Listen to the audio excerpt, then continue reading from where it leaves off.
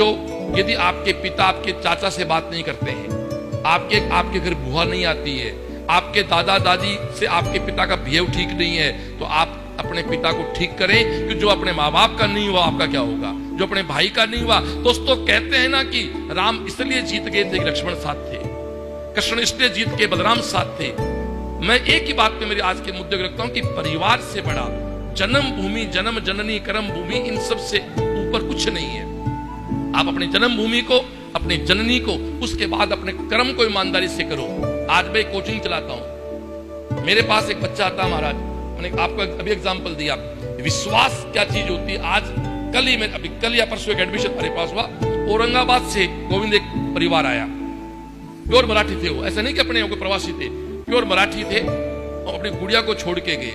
और मैं महाराज एडमिशन के बाद एक ही बात कहता हूं, और मैं बुद्धगिरी बाबा से प्रार्थना भी करता हूं कि मैं ये सब जो बोलूं मैं उसमें हर तरह से भगवान सक्षम रखे। मैं एक ही बात एडमिशन के बाद कि साहब जब तक मेरा फॉर्म नहीं भरता है, ये आपकी संतान है, जैसे हमारी कोचिंग का फॉर्म भर दिया, ये हमारी संतान है। और मैं इस प्रांगण में प्रार्थना करना चाहूंगा, प्रार्थना मन से कर रहा हूं कि मैं हर तरह से तन से, मन से, धन से इतना सक्षम रहूं कि इस शब्द को मैं पूरी जिंदगी प्रैक्टिकल जामा दे सकूं। इसलिए आप पढ़ाई करें, पढ़ाई करना जरूरी है, बिना पढ़ाई कुछ नहीं। ये भी सुन लेना भाई, जमाने गए, पहले अनपढ़ लोग बिजनेस कर लेते थे, आजकल अनपढ़ व्यक्ति बिजनेस भी नहीं कर सकता भाई। बिजनेस में भी आज सरकार कितनी टेक्निकल चीजें हैं कि उसके लिए भी आपको पढ़ाई बहुत जरूरी है। तो एक बात मैं कहना, माफी चाहता हूं, आप भी मेरी बात का समर्थन नहीं करें, लेकिन पढ़ाई का मतलब सरकारी नौकरी मत जोड़ो आप यार, ये फिर तो मैं बेरोजगारी हूं, वो तो मेरी भी नहीं लिखी। सरकारी जॉब से मत जोड़ो। हमारा दुर्भाग्य यूथ जो बैठी है ना,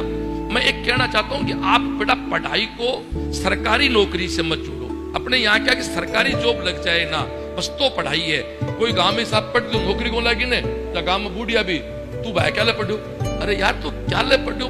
पढ़ने का मतलब नौकरी नहीं होती है, पढ़ने का मतलब है आप संस्कारी हो और अपना कोई बिजनेस करें, कोई व्यवसाय करें, आप उसमें शालीन रहें। जिंदगी में एक बड़ा सिंपल एग्जाम्पल है, गरम लोहा, ठंडा लोहा गरम लोहे को साफ तोड़ देता है।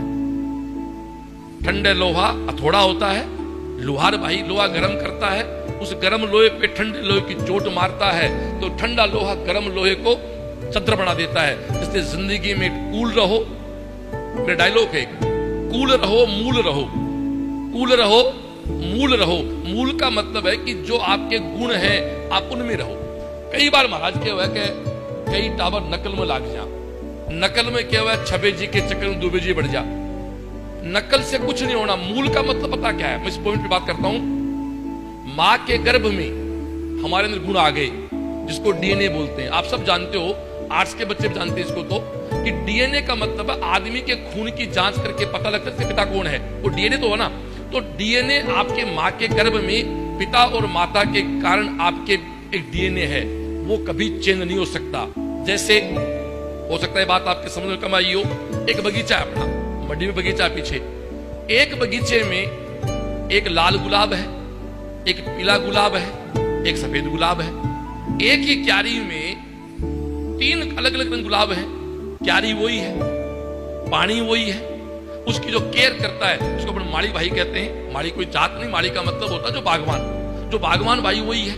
तो जमीन वही, क्यारी वही। और क्यारी कितनी बड़ी होती है, ये मान लो कि क्यारी होगी 1 बीघा क्यारी मान लो, चलो 1 बीघा क्यारी है, तो पानी वही, हवा वही, बागवान वही, खाद वही। फिर हरे के हरे लग रहा है गुलाब, लाल के लाल गुलाब लग गया, पीले के पीला गुलाब क्यों भाई, ये कहां से आया जरा बताना। उसके बीज से आया। बीज कौन है, मूल। तो आप भी एक बीज हैं, हम भी हमारे माता पिता का एक संतति है, हमारी भी एक मूल कैरेक्टर है। इसलिए सबसे पहले दोस्तों अपने मूल कैरेक्टर को पहचानो, उसके बाद जीवन को आगे बढ़ाओ। नकल के चक्कर में आप कहीं के नहीं रहोगे, अपना मूल खोदोगे। इसलिए कूल रहो और मूल रहो। अब मूल से मतलब क्या है, एक आदमी का इंटरेस्ट बिजनेस करने में है, वो अपना बिजनेस करे। एक का इंटरेस्ट मुझे मेडिकल में जाना है, वो मेडिकल में जाए। इंजीनियरिंग करनी है, इंजीनियरिंग करे। ये डिसाइड आप करें। और यहाँ जो पेरेंट्स देख रहे हैं उनसे निवेदन करना चाहता हूं, प्लीज अपने बच्चों को बातें नहीं करें।